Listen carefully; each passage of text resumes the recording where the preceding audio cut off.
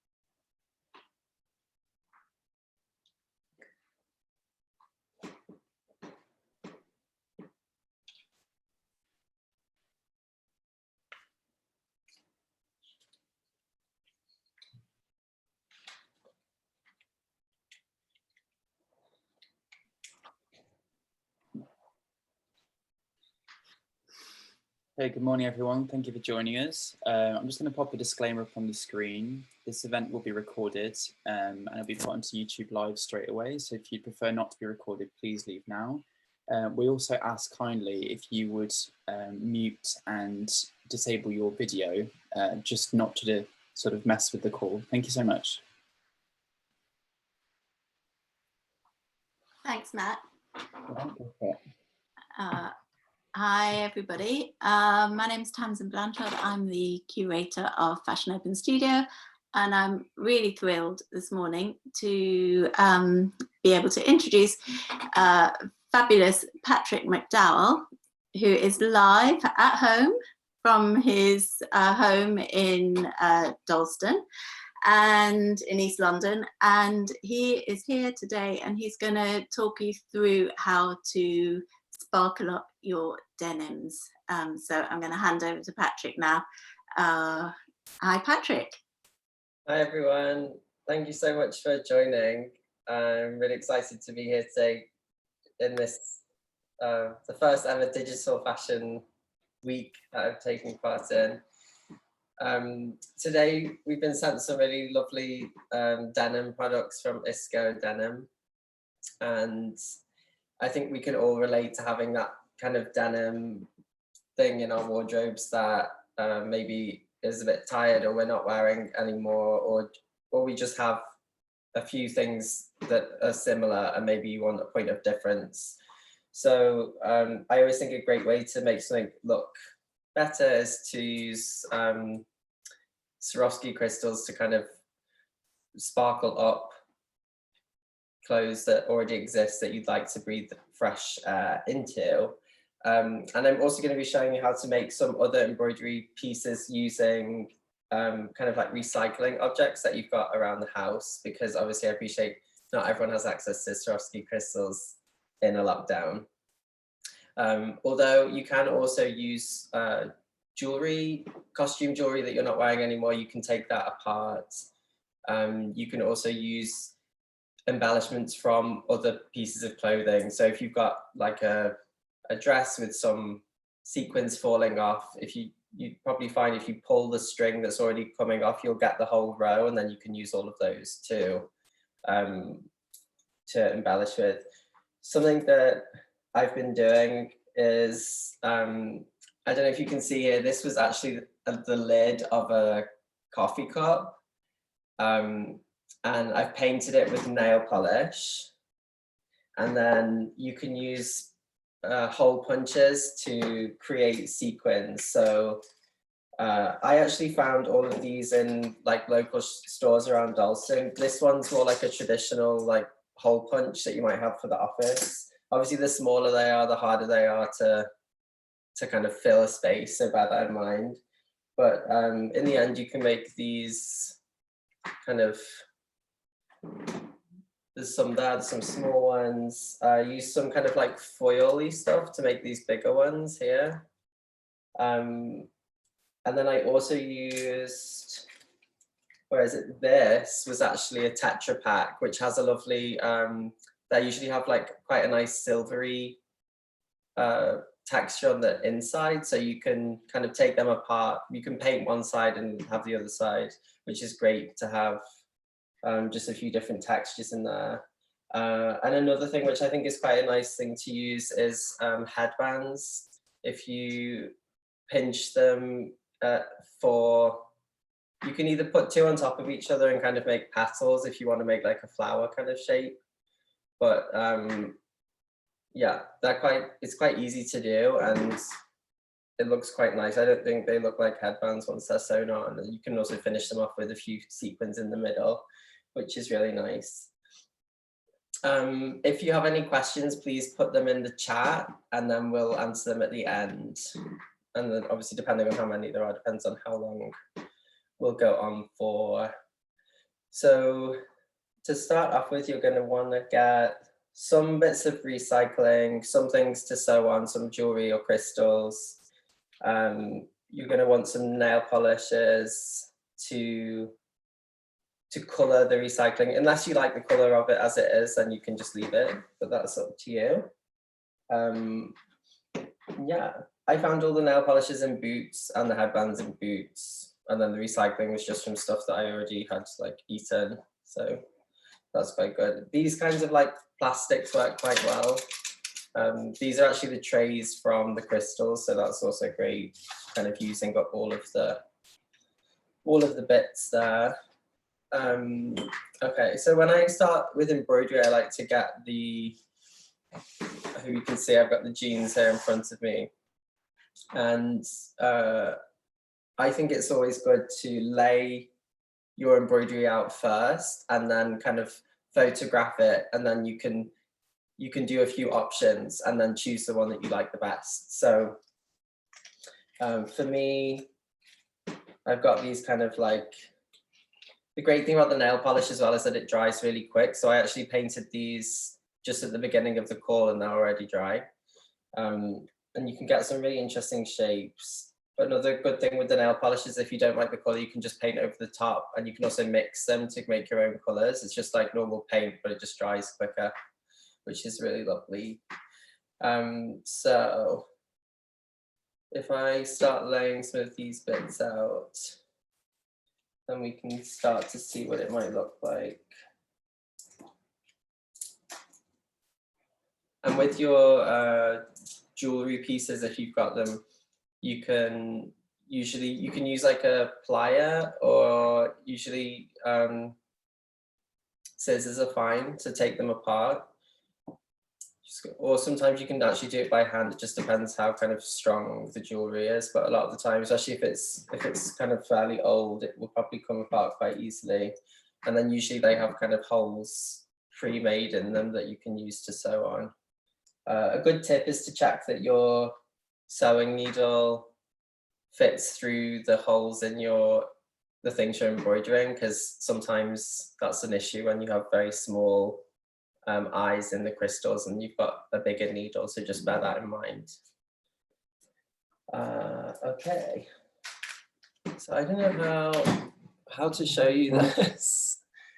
I think here you can probably see slightly better. I'm just laying them out here. I'm kind of thinking I'm not going to put any on the back, because obviously when you sit down, that's going to be kind of in the way.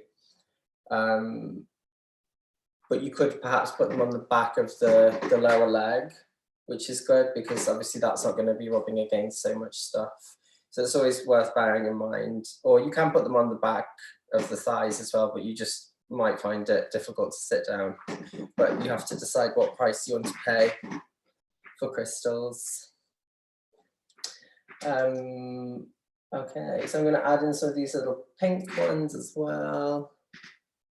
I think they'd be nice, kind of mixed in. I think what I'm basically doing is layering I'm layering everything up. Try and make kind of like different levels and textures. And usually the most successful embroideries are the ones that are either incredibly uniformed or the ones that have lots of mixed textures. And in these situations, it's easier to do mixed unless you've got a lot of the same type of recycled thing. But for now, I think this might be the best. I'm going to try and show you there, if you can see there. I'm kind of like laying them out and just figuring out the best way for it to work. So just gonna, all right. So when you're sewing crystals, you want to start with a double thread and find a thread which is fairly good quality, because the thread is actually one of the most important things. That's what one of the first lessons I learned from Jan, one of the technicians at St. Martin's, was that if you use bad thread, then you're going to have lots of problems later on. So I've got a Gutterman one here, which is good. Moon is also good. You can use natural fiber thread. This is an issue with thread, is that usually it's from polyester. You can get recycled polyester thread. You can also get natural cotton thread, but it does snap a bit easier. So a good thing to do when using natural threads is to have some beeswax and just run the thread through the wax first. And then it just kind of makes it stronger and it's less likely to snap, because natural fibers are more prone to snapping, especially when you're sewing things like embroidery. The thread does snap quite often. So you're going to start by, usually with fabric, if it was one-sided, you wouldn't need to worry about sewing through the leg. But obviously in this case, we might actually, if you sew all the way through, you're not going to be able to put your foot in it. So unless you just want to put it in a frame on the wall, then you're going to have a problem. So a good thing to do is to get a magazine. From magazine or paper or whatever, and then you're going to want to slide it in the leg that you're about to stitch. So I probably should have done this at the beginning, but hey. So now you've got the magazine is under the part where you're going to be embroidering, and that's important because it means that when you go to sew, you're going to feel the magazine before you feel the other side of the leg, and you're not going to sew all the way through. So that means you can then find where you want to put your first piece of embroidery. If you're working near the pocket bag, pull the pocket bag out, because you also don't want to sew through the pocket, because that's also going to be a pain. Having pockets that you can't use is really irritating. So then make sure it's nice and flat. If you haven't already ironed it or steamed it, do that, because it's hard to get creases out afterwards as well. And then take the needle and thread. So it's doubled. You're going to put it through the fabric. With embroidery, because you've probably got it laid out, you don't necessarily want to be going into the jeans whilst you're sewing, because you'll find that you'll start to move all the other bits. So that's also why it's good to have the photograph, because you can refer back to that. And then also, so try and get into the habit of just working from the top of the fabric. So you just use the needle at the top and you don't really ever go onto the other side. So I've put the needle through. I'm going to put the needle through one more time just to make that kind of secure. And then I'm going to go through the, I'm actually going to start with one of these paillettes that I've made. You're going to go through there, and then you're going to go back through the other side, and then make a small catch stitch underneath the piece of embroidery just to keep it extra secure. You can also do that as a knot and then actually cut it and start again. And that's how I think really professionally you should do that, especially with crystals, because they're quite heavy. I'm too lazy, so I'm just going to do it for each patch of embroidery. I'm going to just do a catch knot stitch between each piece, and then I'm going to tie off after each little section. And that's just because if a thread breaks, all the things attached to that bit of thread will also fall off, which is kind of annoying. So if you do those catch stitches, it just means that's not going to happen. If one bit falls off, the rest of them are going to be fine. So that's good. I'm just going to go. I actually want to layer a crystal on top of this paillette. So I'm going to go back through the sequin, through the crystal, back down, back through the denim again. And then you want to come back up somewhere near to where the other end of the crystal is. Go through the other eye of the crystal, back down through the denim, and then I'm going to do another kind of like catch knot stitch, and then tie that down.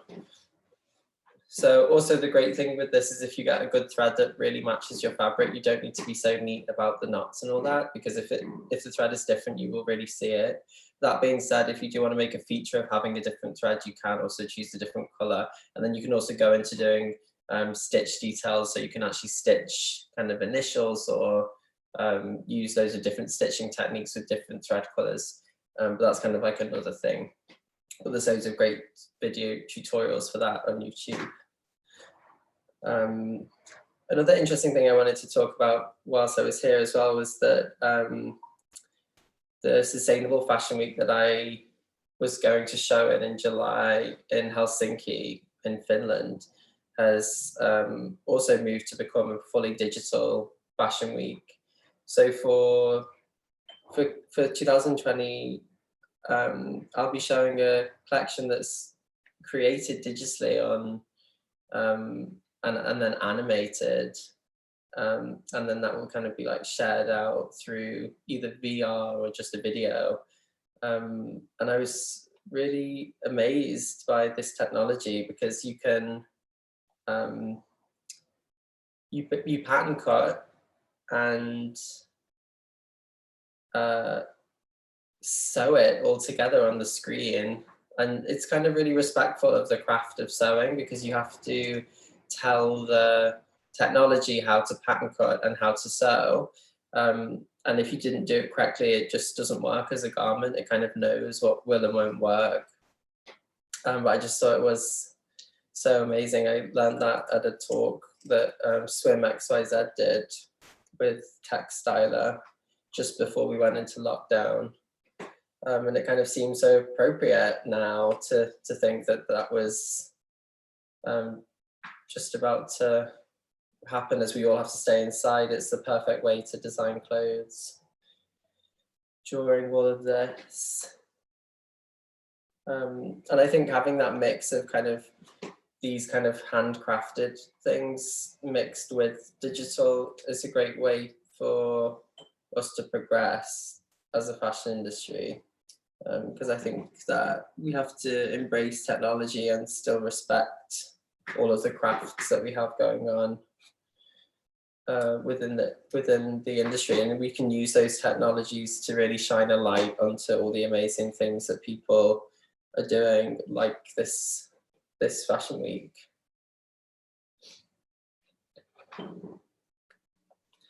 So I'm just kind of continuing to sew these down.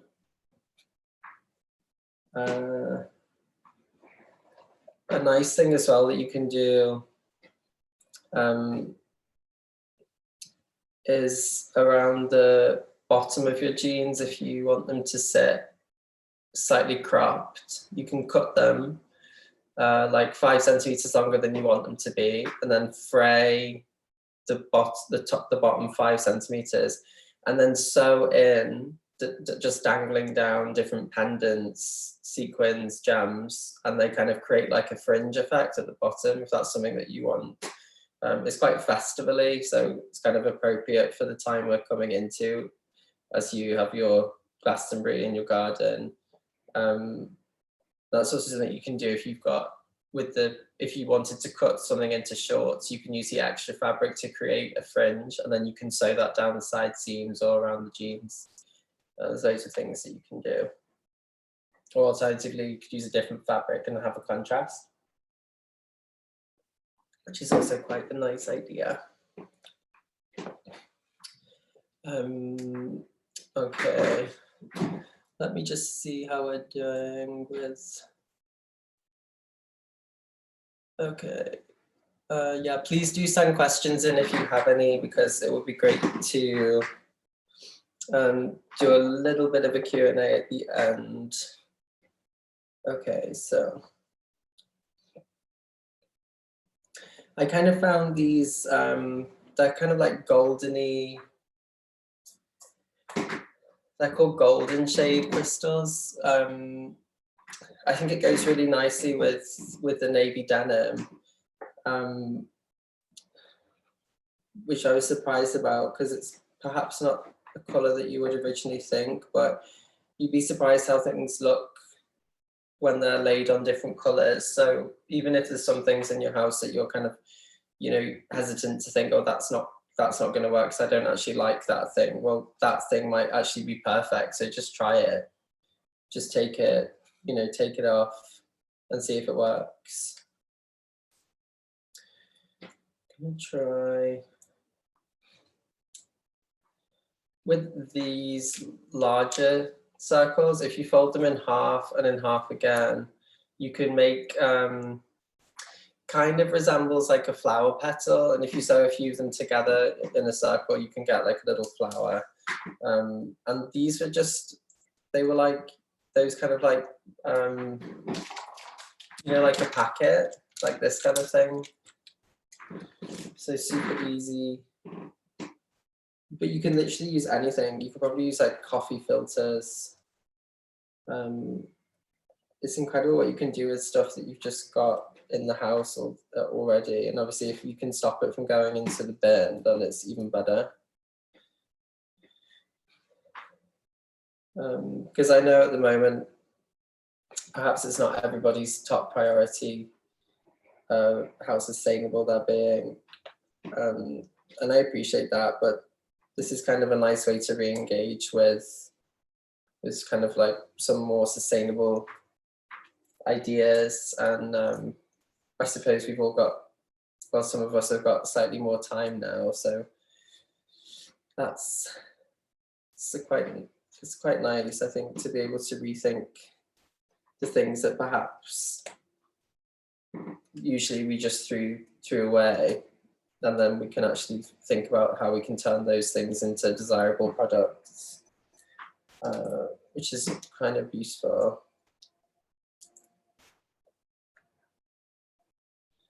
Okay, let's go.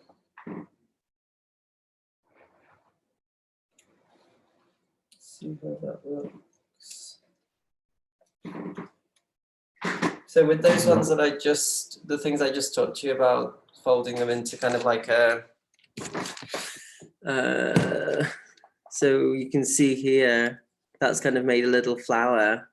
And I think that's quite nice. You can finish that with a bead or something in the middle if you want to. But you can imagine if you did a lot of those, that would be quite lovely.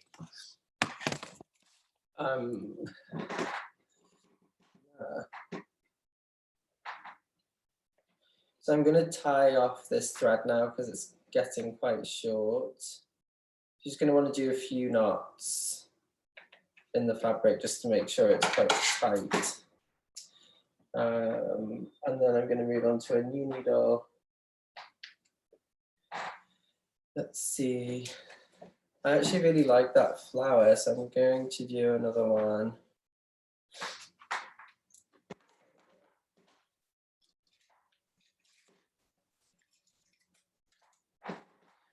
Something you want to bear in mind when you're doing this is that you should probably use things that can be, you know, paper is not going to last very long, which is fine if you don't want it to last very long, but just bear in mind that certain things will last longer than others. And actually that's also quite a good thing about the nail polish, is that it kind of protects the thing that you're embroidering with. Hi Patrick, it's Tamsin back. Just thought I'd jump in. You're doing an amazing job there. Thank you. I was just curious, really. Do you find this kind of therapeutic? Yeah, definitely. I think it's similar to the way most people talk about knitting. I can't knit very well, so I don't knit. But I think, because obviously there's a certain thrill to using a sewing machine as it speeds up the process a lot faster. You can stitch on a sewing machine a seam that would take kind of an hour by hand in 2 minutes. But obviously there's other connotations that come with that, the machine and the industrial kind of side of it. Whereas this is extremely quiet and it's quite focused. And because you do have to use your hands to do it. So you can kind of process things that you're going through in your head through making, and I think that's like a proven thing in the past. But it also means that you're not constantly on this, which is quite nice at the moment, I think, because I think whereas before, kind of obviously we had physical interactions and we also had physical things to do, so that would kind of give us an excuse not to be on the phone or on a screen. Whereas currently, I'm certainly finding, as all of the businesses moved digital, I'm finding that the screen time has gone through the roof. And having like something, I know I'm on a screen now, so I'm kind of like, but it's just really nice to have something to do that's kind of, I don't know, it always takes me back to like a different time hand sewing, like it reminds me of like when my grandma was little or whatever in the 20s or even before that.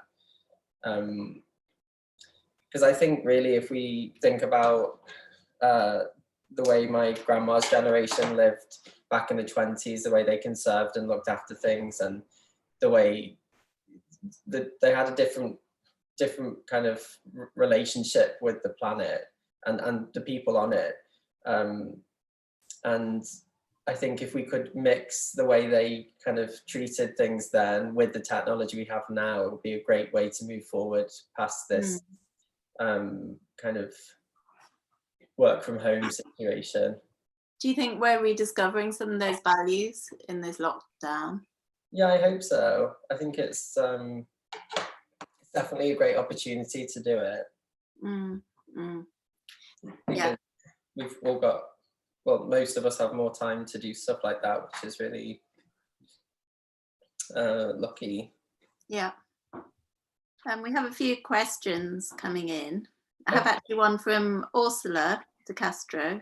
Yeah. From Fashion Revolution.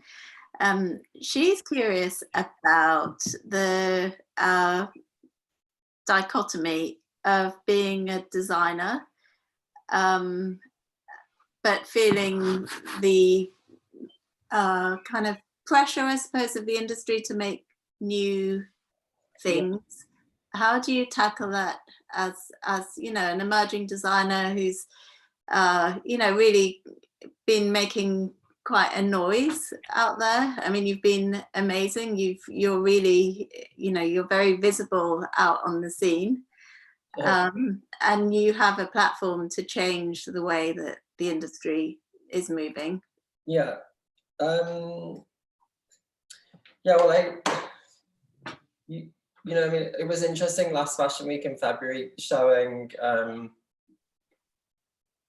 instead of doing a collection, I showed a curated edit of a swap shop that we hosted within the Positive Fashion exhibition at Fashion Week with Global Fashion Exchange and the Swap chain, which was, it digitized the whole thing, so it was all linked on blockchain, so you could watch where everything was going. And then we also had like a crystal station where you could add crystals to things as well. But I found the response to that really interesting, because I was, to be honest, not so sure about it, but I knew that I only did one collection a year, and the Fashion Council had asked me to show something, so that's what we chose to do. But I think that was the first time, certainly to my knowledge, it was the first time in a fashion week where you could actually come in and experience something, engage with it at the fashion week, and then also could go home with it without having to spend a single penny. And without you actually making something new. Yeah.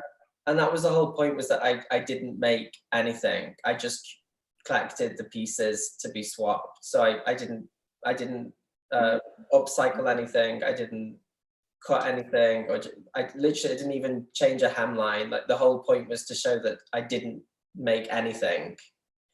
Yeah. It's always very tempting as a designer to feel like you have to make something, and actually you don't. So do you think this is a new role for trained designers, to almost have a more of a curatorial role?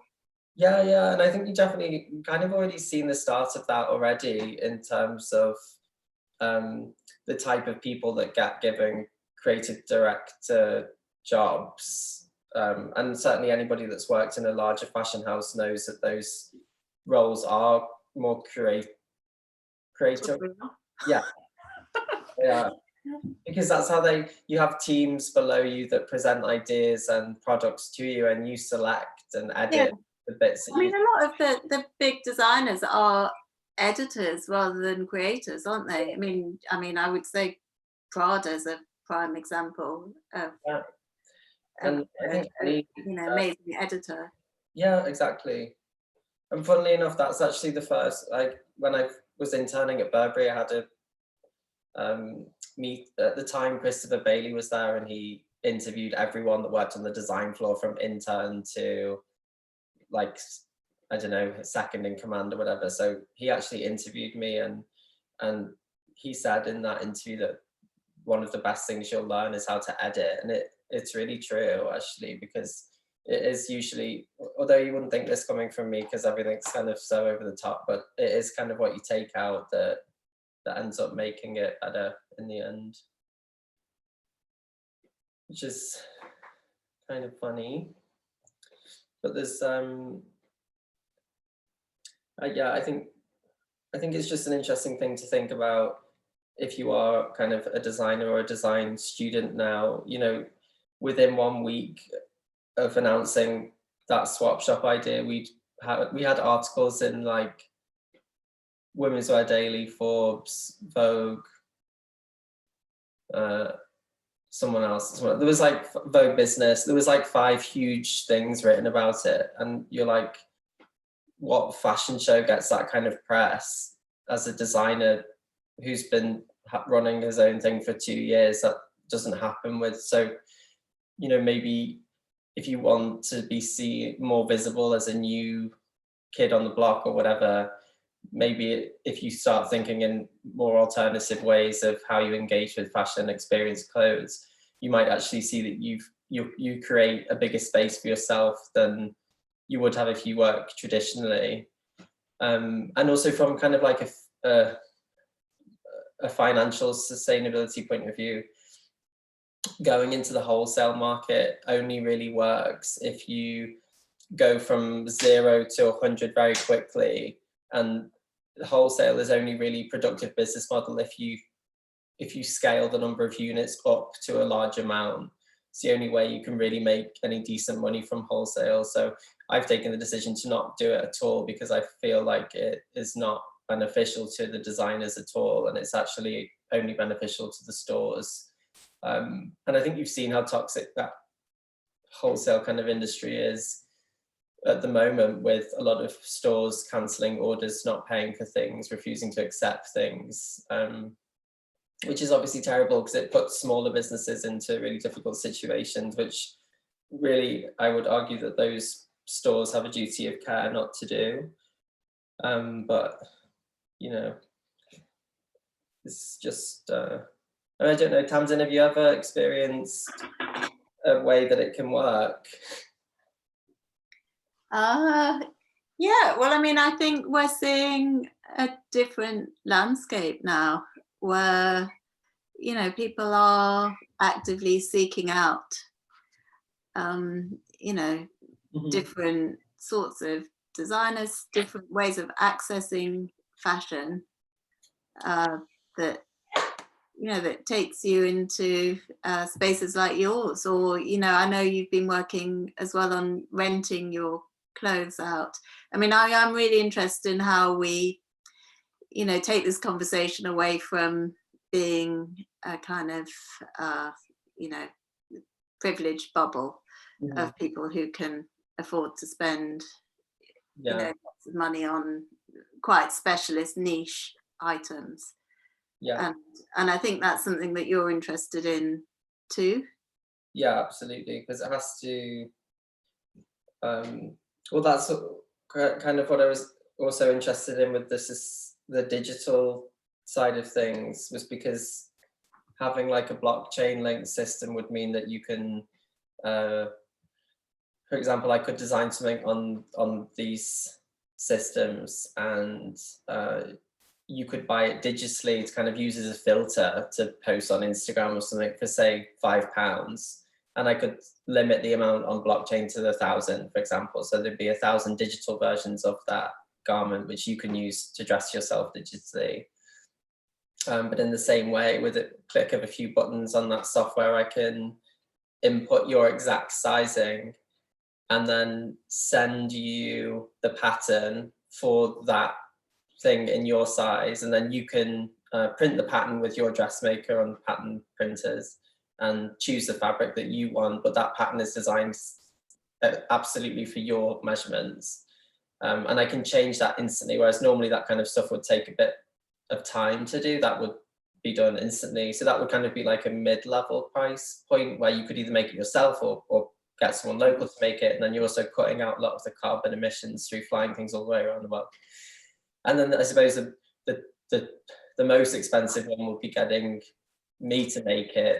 You know, you'd come for a fitting and we do all the palaver that's usually around it, but the software speeds the system up to make it faster, so all your costs will be lower anyway. And then you're also offering this kind of extremely cheap digital version and an affordable physical version that you have to do yourself. You do the making yourself, and then there's still that level at the end where I use my fabrics and my seamstress and all that kind of stuff.